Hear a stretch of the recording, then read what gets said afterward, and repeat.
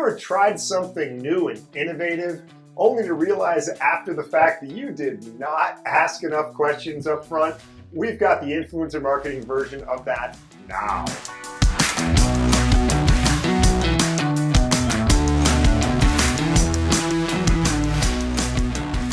Hello from Detroit. It is the Influencer Marketing Show. I'm Joel. I am Brad. And today we're talking about regret. Deep, painful regret.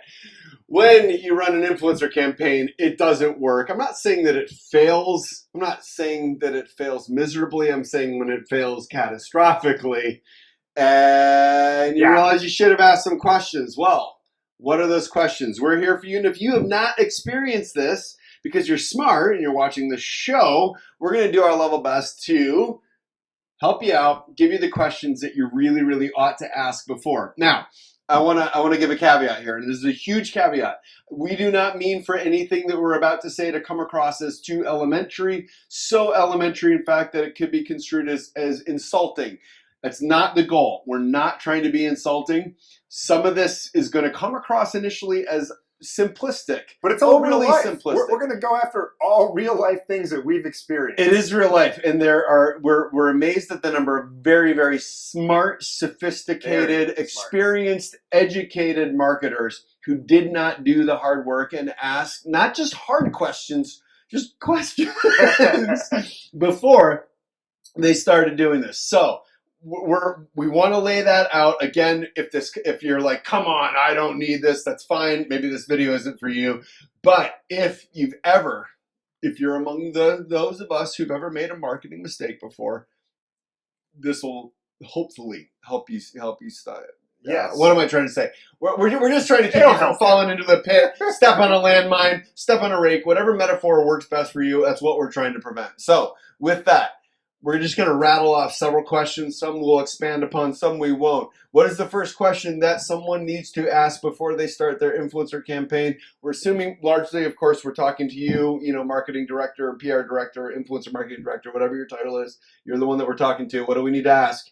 What am I trying to accomplish, and what does good look like? Seems really simple. Why do we let's dig into the what am I trying to accomplish piece? Like, we're marketers and we know what we're trying to accomplish, right? Absolutely we do. Well, one of the things, I'll just dive into it. One of the structural challenges with influencer marketing is that it's a full funnel marketing channel, and a lot of marketing organizations have a brand team and they have a performance team. They might have different titles for those two teams, but you need to really understand, why am I doing influencer marketing? Am I trying to do it upper funnel? Great. There's no reason you can't do that. Am I trying to do it lower funnel, only for acquisition? No problem. You can do that. Optimally, you would be looking at the full funnel to get the whole value of influencer.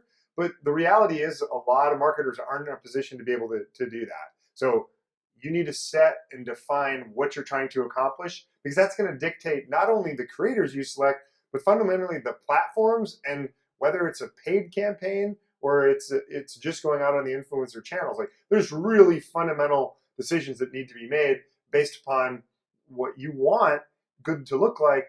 But if you're just like, it's mostly conversion and sales, but we value upper funnel stuff too. It's like, no, that's not good enough, right? To be able to get something that's going to be measurable and we can prove is successful. Right. You got to nail that down. And saying, at the beginning of the campaign, what are your KPIs? Well, we're working on it. And at the end of the campaign, what are your KPIs? We're a little closer. We're still working on it. Like, no, you really need to nail this down, because you got to remember. All right, next one. What customers are you trying to reach? Now, this seems, again, basic and simple. I'm trying to reach the customer who's going to pay money for my product, but it's actually not that easy.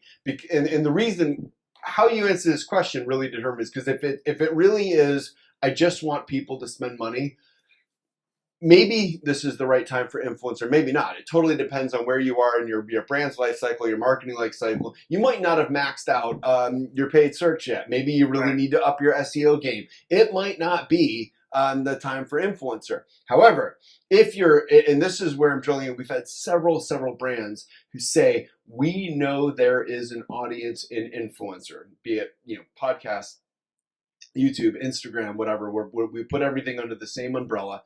We know there's an audience there that we cannot get anywhere else. Great, we say. You're right. The audience is there. But how are you going to measure it? Oh, we're going to use the same measurement that we use for everything else we're doing. Okay, that's a terrible idea. Palm emoji. Yeah, no, you can't. Because if this is an audience that you know is out there, you know needs your product, you can't get anywhere else, you need to measure that audience in its own right and channels within that, not, well, I can get this audience over here, I can just get someone who's going to spend money over here, and that's what I ought to be doing all day long. Like, it does. So how you answer that question is going to have significant implications, and you need to ask it, and you need to know exactly what you're doing, and why you're doing it going into it. All right, next one. So we covered goals, we covered customer segmentation.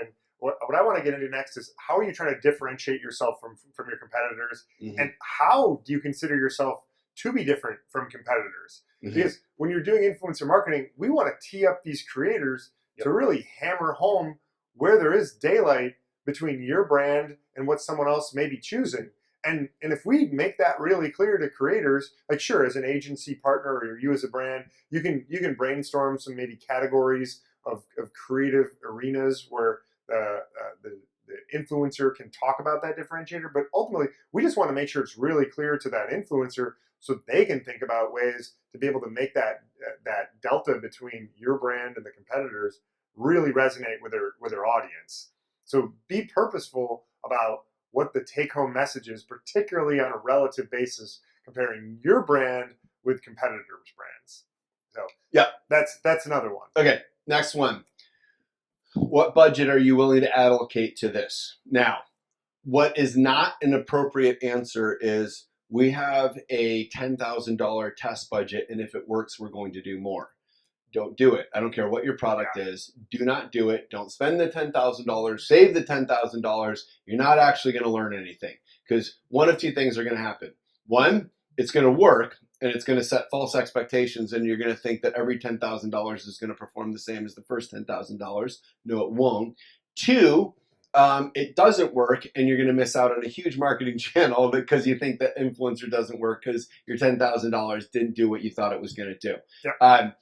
Understand, like, one, this is a budget. Our recommendation is, depending on what the brand is, whatever, there's a window here, and it depends on how big your overall marketing budget is.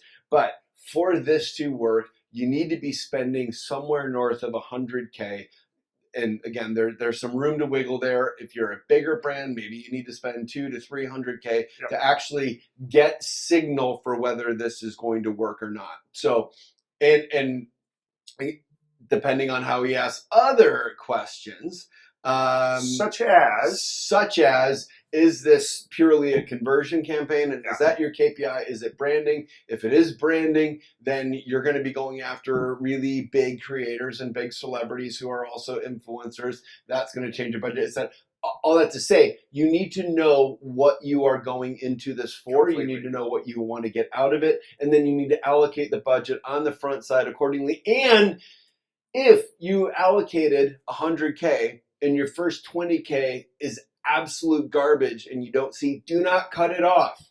Do not cut it off. Stay the course. Stay the course. You've allocated the budget. It's a real test. You're going to do it. All right, what else do we want to talk about? So I think it's really important to be really thoughtful and purposeful about what are the types of channels that I want to be on, and really ultimately, what are the platforms to be on. Way too often, we see brands jump in and just by default assume that they're going to be on Instagram, for instance. There's nothing wrong with being on Instagram, but I mean, there's a lot you could do on Instagram. Static posts, videos, stories, reels.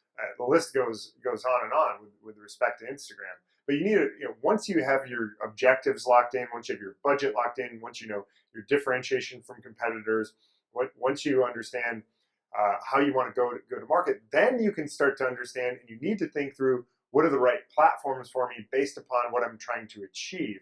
But too often what we see is someone who's running an influencer campaign just going with the default of like, oh, we need to be on TikTok. Well, TikTok can be a really successful platform, but you need to really understand why you'd want to be on TikTok before you go onto it. So understanding the pros and the cons of platforms is really important. So think about what you're trying to achieve before you choose the platform. And then similarly, before you make decisions on what are the sort of verticals inside of YouTube or Instagram or TikTok, right? Do I want car creators? Do I want beauty creators? Do I want travel creators? All those have different pros and cons. On average, they're going to make a big difference in terms of the effectiveness of your campaign. So you need to ask those questions and think through those things before you just choose a creator because, oh, my son really likes that channel. Like we've seen that time and time again. All the time. It's My 13-year-old watches this, therefore I want to be on it. Right. Okay.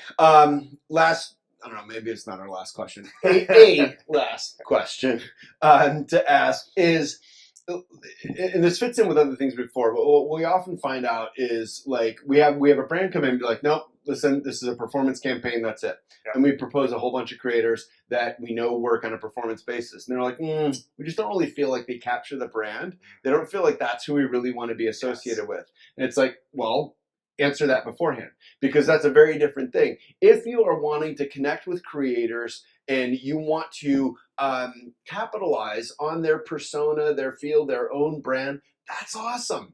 Measure it that way. Yep. And run that campaign. But no, like ask that question first. And there are other and that's a perfectly legit use of influencer. Another one is just no, it's a straight up performance campaign. Cool. You might not love the channels that work really, really well, and this might not be someone that you're ever going to, put in a TV commercial. That's totally cool. Yep. Just know it going into it, and just making that decision on the front end, you're going to save yourself a whole lot of headache for you, your partners, the creators, because if the creator does their thing and it's just like, oh, that's not how I would do it,